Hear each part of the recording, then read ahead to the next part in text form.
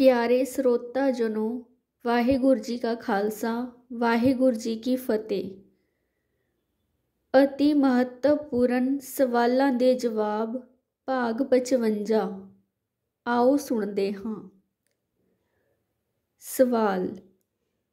ਸ਼੍ਰੀਮਾਨ ਜੀ, ਮੇਰੀ ਨਜ਼ਰ ਵਿੱਚ ਜਿਸ ਘਰ ਵਿੱਚ ਪਤੀ ਪਤਨੀ ਵਿੱਚ ਪਰਸਪਰ ਪਿਆਰ ਤੇ ਸਤਿਕਾਰ ਦੀ ਭਾਵਨਾ ਹੋਵੇ ਤੇ ਇੱਕ ਦੂਸਰੇ ਲਈ ਜੀ ਰਹੇ ਹੋਣ, ਇਹੋ ਜਿਹੇ ਵਿਚਾਰ ਉਹਨਾਂ ਨੇ ਆਪਣੇ ਬੱਚਿਆਂ ਨੂੰ ਵੀ ਦਿੱਤੇ ਹੋਣ ਤੇ ਸਾਰਾ ਪਰਿਵਾਰ ਇਹਨਾਂ ਸਦਗੁਣਾਂ ਨਾਲ ਇੱਕ ਘਰ ਵਿੱਚ ਜੀ ਰਿਹਾ ਹੋਵੇ, ਇਸ ਤੋਂ ਵਧੀਆ ਕੋਈ ਹੋਰ ਸਵਰਗ ਮੈਨੂੰ ਨਹੀਂ ਨਜ਼ਰ ਆਉਂਦਾ।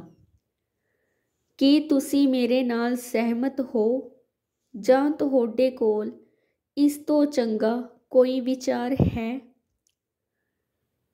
ਜਵਾਬ।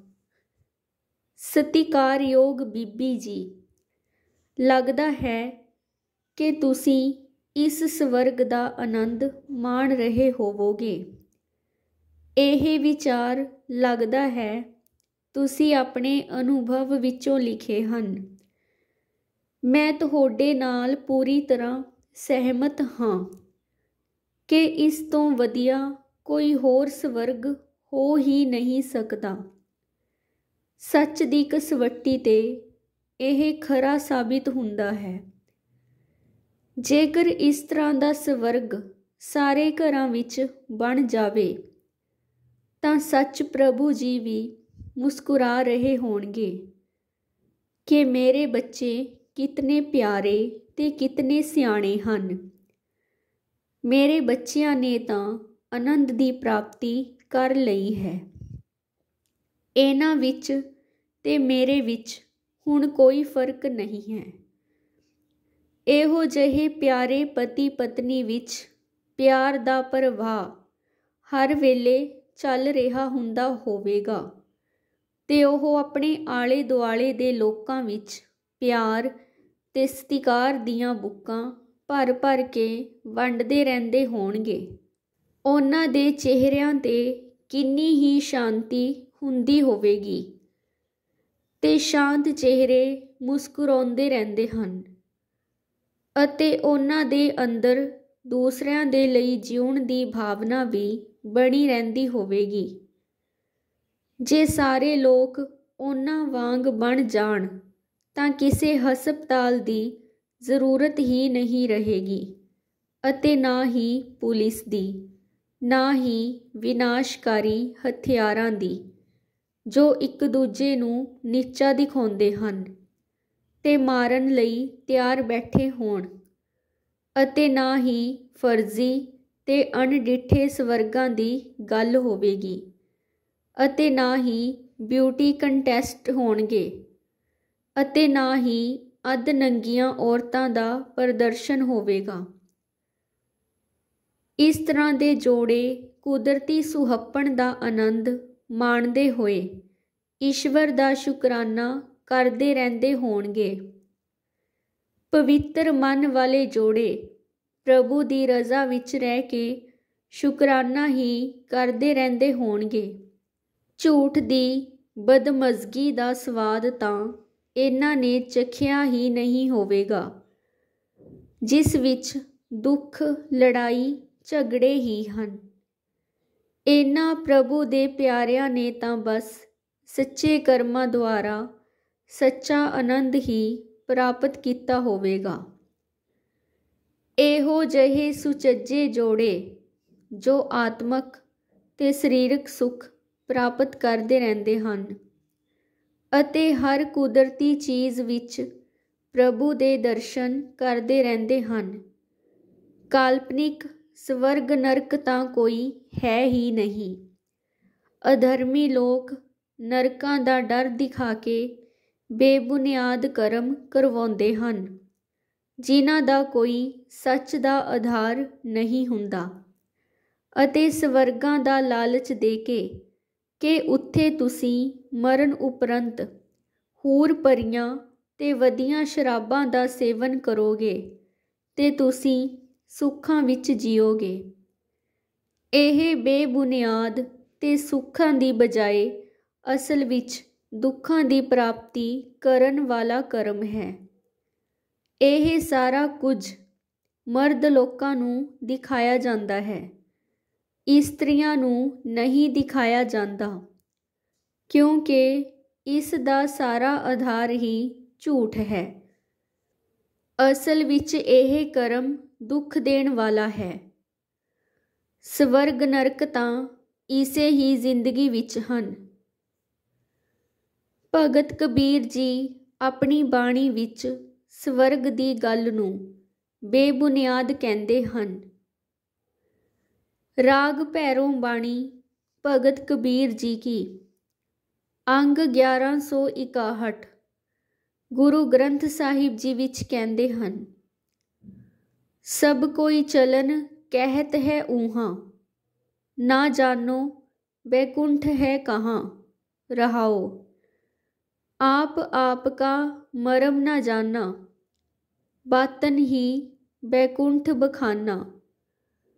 जब लग मन बैकुंठ की आस, तब लग नाही चरण निवास। खाई कोट न परल पगारा, ना जानो बैकुंठ द्वारा। कह कबीर अब कहिए काहे, साध संगत बैकुंठ आहे। भाव अर्थ। भगत कबीर जी कहते हैं कि यह गल हर कोई कह रहा है कि मैं भी मरण उपरंत उत्थे अपड़ना है जिथे बैकुंठ भाव स्वर्ग है। पर कबीर जी कहते हैं, मैनू तां समझ नहीं आई कि लोग जेड़ा भरम पाली बैठे हैं उन्हां दा बैकुंठ कित्थे है। बैकुंठ दे चावन लोकां ने अपने आप दा तां भेद पाया ही नहीं ते अपने शरीर दा भी भेद नहीं पाया। बस बैकुंठ बैकुंठ आखदे रहिंदे हन। हे मनुख, जद तक तेरियां बैकुंठ दियां आसां हन जो असल विच है ही नहीं, तद तक तेरा प्रभु नाल मिलाप नहीं हो सकदा। भाव तेरे विच प्रभु दे गुण पैदा नहीं हो सकदे, क्योंकि तू कदे सच प्रभु नूं जाणिया ही नहीं ते तू भरम विच विचर रहा है। अगे कबीर साहिब कहते हैं कि मैनू तां पता नहीं कि इन्हां दे बैकुंठ दी चार दीवारी है, अगे खाई भी बनी हुई है, किहो जिहा उन्हां दा बैकुंठ नगर है।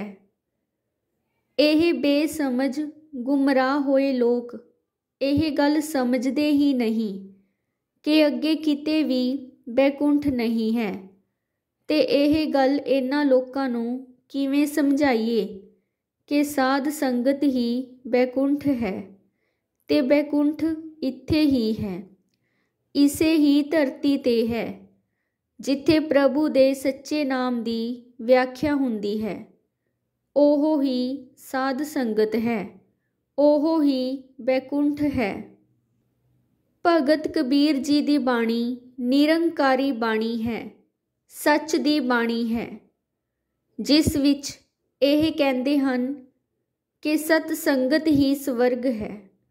स्वर्ग दा मतलब सब सच, जिथे सच दी गल हुंदी है। सतसंगत कैसी जानिए, जिथे एको नाम वखाणिए। सुचज्जे पति पत्नी जो एक दूसरे लई जिउंदे हन ते प्यार सतिकार नाल रह रहे हैं, उन्हां दी आपसी संगत सतसंगत ही हुंदी है, क्योंकि उन्हां दे जीवन दा आधार सच बन चुका हुंदा है। सच परमात्मा है, वाहिगुरु है। यह संसार मनुखां दा संसार है। अति उत्तम पुरख ही जिंदगी दा पूਰਨ आनंद ਲੈ ਸਕਦੇ ਹਨ। ਵਿਚਾਰ ਦੇਵਿੰਦਰਜੀਤ ਸਿੰਘ। ਪਿਆਰੇ ਸਰੋਤਾ ਜਨੋ, ਨਿਰੋਲ ਸੱਚ ਦਾ ਗਿਆਨ ਟੀਵੀ ਚੈਨਲ ਜੋ ਸੱਚ ਦੇ ਪ੍ਰਚਾਰ ਲਈ ਹੈ, ਇਸ ਨੂੰ ਰੋਜ਼ਾਨਾ ਸੁਣੋ ਜੀ ਤੇ ਆਪਣੇ ਮਿੱਤਰਾਂ ਤੇ ਰਿਸ਼ਤੇਦਾਰਾਂ ਵਿੱਚ ਇਸ ਚੈਨਲ ਨੂੰ ਸ਼ੇਅਰ ਕਰੋ ਜੀ ਤੇ ਸਬਸਕ੍ਰਾਈਬ ਵੀ ਕਰਵਾਓ ਜੀ।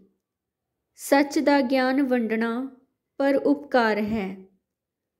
ਵਾਹਿਗੁਰੂ ਜੀ ਕਾ ਖਾਲਸਾ, ਵਾਹਿਗੁਰੂ ਜੀ ਕੀ ਫਤਿਹ।